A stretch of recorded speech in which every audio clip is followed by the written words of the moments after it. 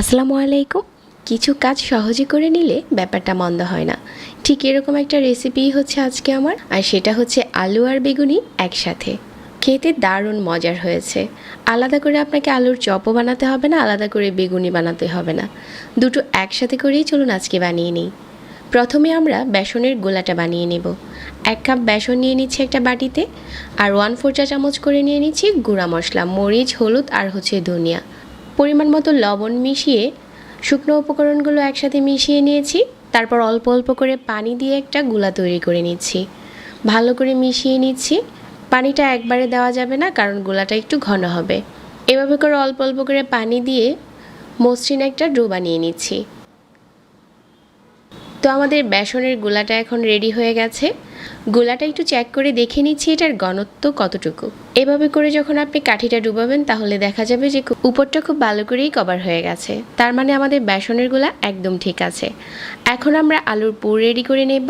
এর জন্য আগে থেকে একটা পেঁয়াজ বেরেস্তা, 1/2 চা চামচ নিয়ে নিচ্ছি চিলি ফ্লেক্স, পরিমাণ মতো ধনেপাতা কুচি, আর হচ্ছে টেস্টি মশলা 1/2 চা চামচ।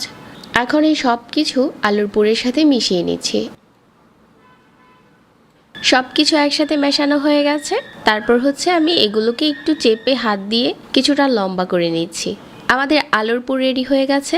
এখন আমরা বেগুন রেডি করে নিচ্ছি। একটু মোটা সাইজের একটা বেগুন নিয়ে তারপর হচ্ছে পাতলা পাতলা করে স্লাইস করে নিচ্ছি। তো আমি এখানে একটা মাঝারি সাইজের বেগুন নিয়েছি, আর এখান থেকে এখন পাতলা পাতলা স্লাইস করে নিচ্ছি।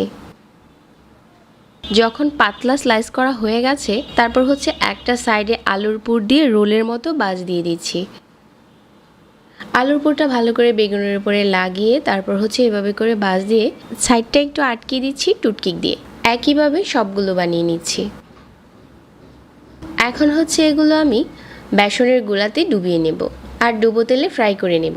তাহলে আমাদের আলু আর বেগুনি একসাথে বানানো হয়ে যাবে। তো এখন হচ্ছে এটা আমি বেসনে ডুবিয়ে নিচ্ছি, আর টুথপিক দিয়ে ধরে এভাবে করে টান দিয়ে উপরে তুলে গরম তেলের উপরে ছেড়ে দিচ্ছি। তেলটা ভালো করে গরম করে ছাড়তে হবে, তাহলে এগুলো অনেক বেশি ফুলে উঠবে। একটা একটা করে সবগুলো একই সাথে দিয়ে ভেজে নেওয়া যাবে। আর কিছুক্ষণ পরেই দেখা যাবে কিছুটা ফুলে উঠেছে আর হচ্ছে লাল হয়ে গেছে। ঠিক এই পর্যায়ে উঠিয়ে নিচ্ছি। ফ্রাই করা হয়ে গেছে। সহজ রেসিপিতে আপনারাও চাইলে বানাতে পারেন আলু আর বেগুনি একসাথে। আলাদা করে বানানোর দরকার নেই, তবে টেস্ট খারাপ হয়নি।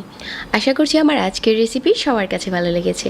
এরকম নতুন নতুন রেসিপি পেতে চাইলে চ্যানেল সাবস্ক্রাইব করবেন আর আমাদের পেজ ফলো করবেন। সবাইকে ধন্যবাদ জানিয়ে আজকে এখানে বিদায় নিচ্ছি। আল্লাহ হাফিজ।